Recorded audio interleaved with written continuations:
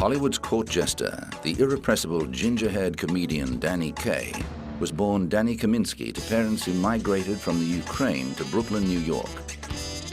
Kaye cut his entertaining teeth performing at popular Jewish holiday resorts in the Catskills as a teenager. At the height of his success, he performed in London, rousing the royal family to shrieks of laughter. For the first time in history, the royals left their box and watched the show from the front row of the orchestra.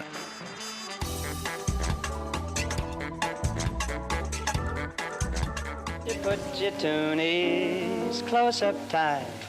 You swing 'em to the left and then you swing 'em to the right. Step around the floor kinda nice and light, and then you twist around with all of your might. He gained fame for his ability to articulate tongue-twisting lyrics, with the song Tchaikovsky requiring him to rattle off the names of 54 Russian composers in 38 seconds in the Broadway musical Lady in the Dark. Writer Moss Hart created the character of a gay fashion photographer especially for Kaye, after discovering him in a Manhattan basement night spot. His confidence wasn't misplaced. Kaye was only on stage for 11 minutes, but his performance stopped the show. Kaye found success in Hollywood with a series of films produced by the legendary Sam Goldwyn.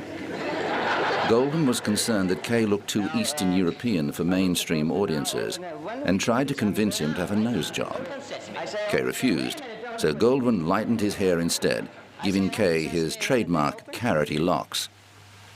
Films like Up in Arms, The Inspector General, and The Secret Life of Walter Mitty were tailored to showcase Kaye's comic genius.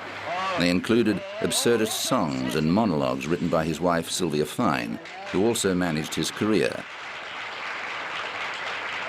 In 1955, he made The Court Jester. It failed at the box office, but later achieved classic status, and The Pellet with the Poison in the Vessel with a Pestle became one of Hollywood's best-known comic scenes.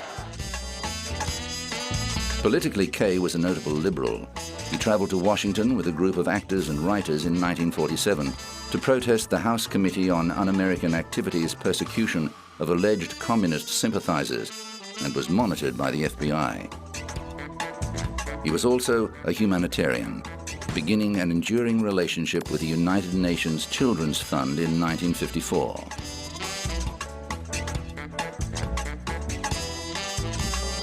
Because the children of today, as we all know, are the citizens of the world tomorrow, and so we're going along to try to make a pictorial record of exactly what UNICEF has been doing for the children in these various countries, and we hope to be back in a couple of months and be able to talk to you all then about it.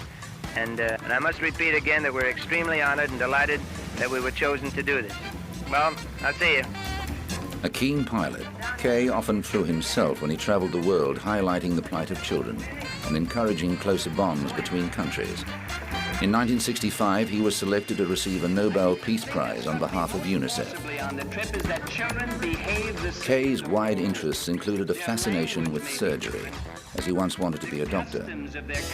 He was a lifelong fan of the Brooklyn Dodgers baseball team and co-owned the Seattle Mariners for a few years. A competent chef, he enjoyed throwing dinner parties for friends, but insisted on punctuality and was notorious for locking out anyone who turned up late. Kaye died from a heart attack in 1987 and was buried at Kensico Cemetery in New York. The bench over his grave contains a frieze sculptured with a baseball and bat, an aircraft, a piano, a flower pot, musical notes, and a glove.